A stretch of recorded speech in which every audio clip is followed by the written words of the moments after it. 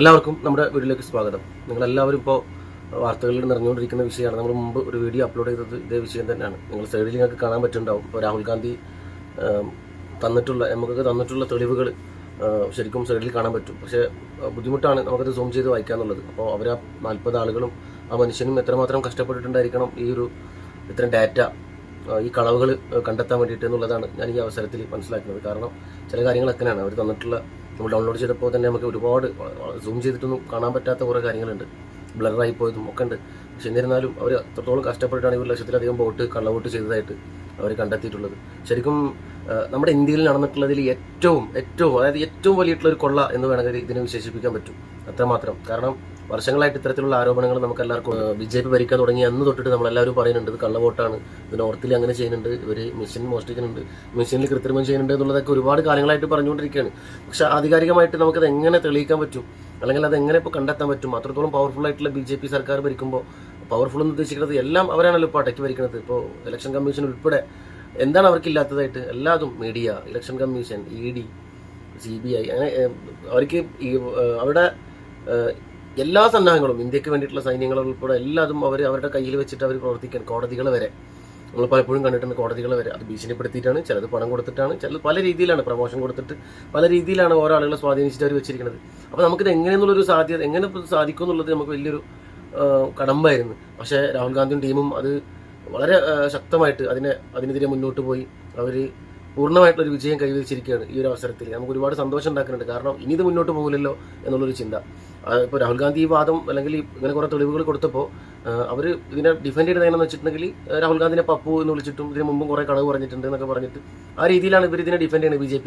അല്ലാതെ അതല്ല സത്യം, ഇതാണ് സത്യം എന്ന് പറഞ്ഞിട്ട് അവർക്ക് തരാനില്ല. അവരെ അംഗീകരിച്ചേ പറ്റുള്ളൂ. കാരണം നടത്തിയിട്ടുള്ളത് വലിയൊരു കൊള്ളാണ്.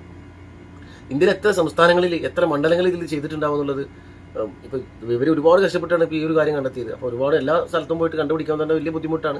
ഇലക്ഷൻ കമ്മീഷൻ ആണെന്നുണ്ടെങ്കിലോ ഡിജിറ്റൽ ഡാറ്റ കൊടുക്കണമില്ല.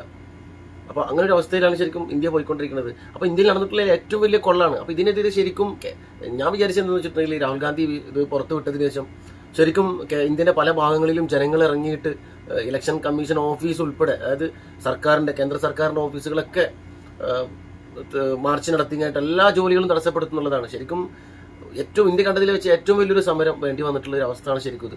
അപ്പോൾ അങ്ങനെ തന്നെയാണ് കാണേണ്ടത്. പക്ഷെ എന്നിരുന്നാലും നമുക്കത് കാണാൻ പറ്റുന്നില്ല. ഇപ്പോൾ CPM-ന്റെ ഭാഗത്തുനിന്ന്, CPM എന്നെല്ലാം പറഞ്ഞിട്ടുണ്ടെങ്കിൽ കേരളത്തിൽ ഒന്നാമത്തെ നമ്പർ 1 പാർട്ടിയാണ്.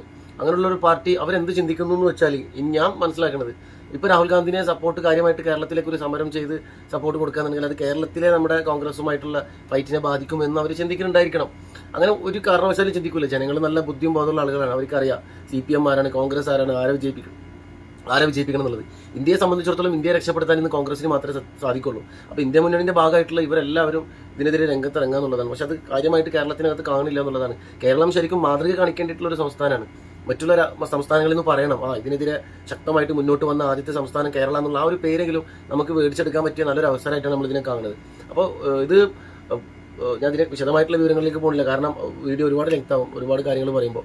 ഞാൻ സൈഡിൽ കുറച്ച് ഫോട്ടോസ് കൊടുക്കുന്നുണ്ട്, ഇതിൻ്റെ ഡാറ്റാസ്.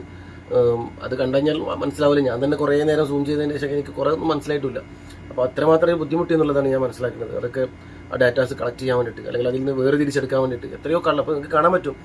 മുഖമില്ലാത്ത കുറേ ആളുകൾ, അഡ്രസ്സ് ഇല്ല, അപ്പാൻ്റെ പേരില്ലാത്ത, അച്ഛൻ്റെ പേരില്ലാത്ത കുറേ ആളുകൾ, ഒരാൾ തന്നെ 16 സ്ഥലത്ത്. അങ്ങനെ പല രീതിയിലാണ് ഈ മാനിപ്പുലേഷൻ എന്നൊക്കെ പറഞ്ഞാൽ ഈ 1 ലക്ഷത്തി സംതിങ് ചെയ്തിട്ടുള്ളത്. ഒരു മണ്ഡലത്തിലെ കാര്യമാണ് നമ്മൾ ഈ പറയുന്നത്. തുടർച്ചയായിട്ടുള്ള എത്രയോ മണ്ഡലങ്ങളിൽ അവർ ഇതുപോലെ ചെയ്തിട്ടുണ്ടാവും എന്നുള്ളതാണ് ആലോചിക്കുന്നത്. അപ്പോൾ അതൊക്കെ കണ്ടെത്തി വരുമ്പോഴേക്കും ചിലപ്പോൾ ലോകാവസാനമാവും. അത്രയധികം ഇന്ത്യയിൽ 145-150 കോടിയോളം ജനങ്ങളുണ്ട്.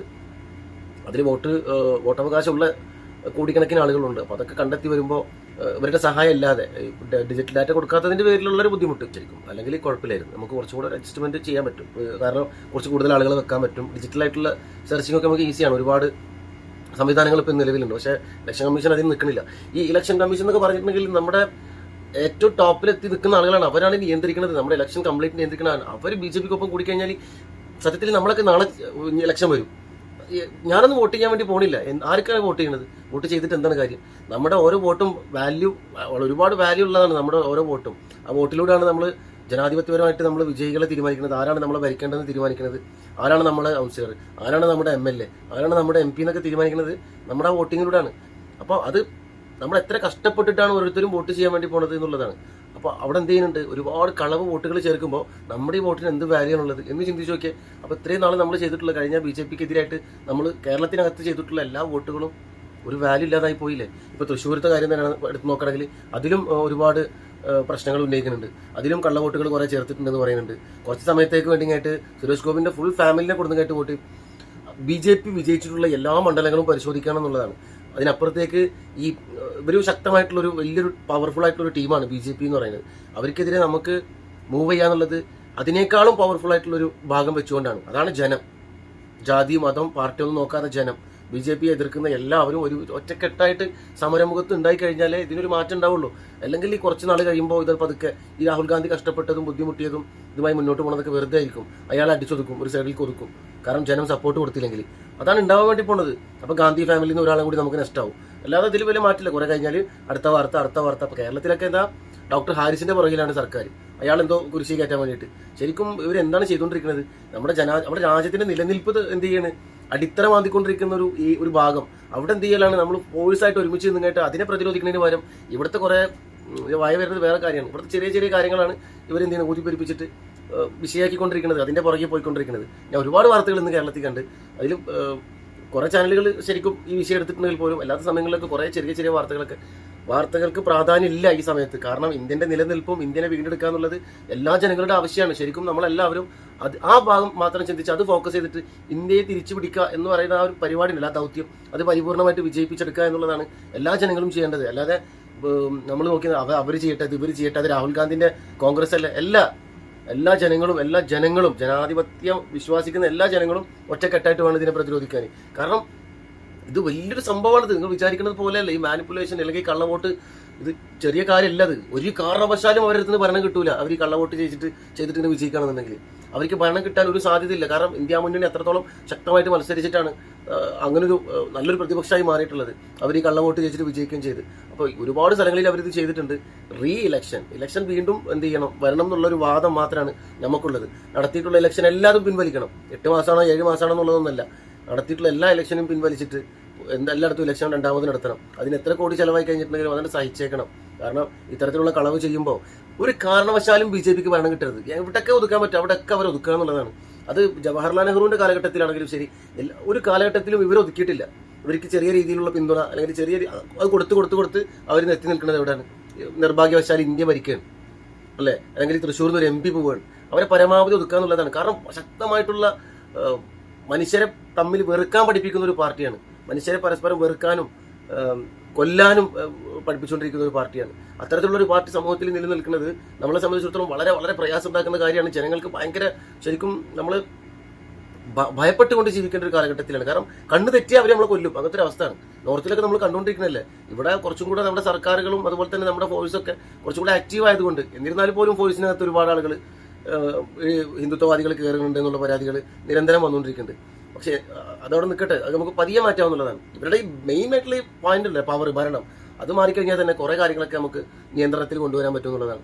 അതിന് ചെയ്യാൻ പറ്റുന്നത് ഓരോരുത്തരും, നമ്മൾ സിംഗിൾ ആയിട്ടുള്ള ആളുകൾക്ക് പ്രത്യേകിച്ച് പവറൊന്നും ഇല്ലെങ്കിലും എല്ലാവരും ഒരുമിച്ച് നിന്നിട്ട് ഇതിനെതിരെ പ്രതിരോധിക്കണം. സമരമുഖത്ത് വേണം, ഒരു മാർച്ച് നടത്തണം, അല്ലെങ്കിൽ ഹൈവേകൾ ബ്ലോക്ക് ചെയ്യണം, നാഷണൽ ഹൈവേ ബ്ലോക്ക് ചെയ്യണം. കേരള ഗവൺമെന്റ്, ഇന്ത്യൻ ഗവൺമെന്റിന്റെ എല്ലാ സ്ഥാപനങ്ങളും നമ്മൾ എന്ത് ചെയ്യണം, അടച്ചു. അതായത് അവരുടെ മുമ്പിൽ നിന്ന് അവർക്ക് വർക്ക് ചെയ്യാൻ പോലും അവസരം കൊടുക്കരുത്. ആ രീതിയിൽ സമരം അവിടെയൊക്കെ നടത്തണം എന്നുള്ളതാണ്. അങ്ങനെയൊക്കെ ചെയ്ത് കഴിഞ്ഞാലേ ഒരു മാറ്റം ഉണ്ടാവുള്ളൂ. അല്ലെങ്കിൽ ഒരുപാട് വാർത്തകളുടെ കൂട്ടത്തിൽ ഈ വാർത്തകളും മുങ്ങിപ്പോവും. അല്ലാതെ പ്രത്യേകിച്ച് മറ്റൊന്നും ഉണ്ടാവില്ല.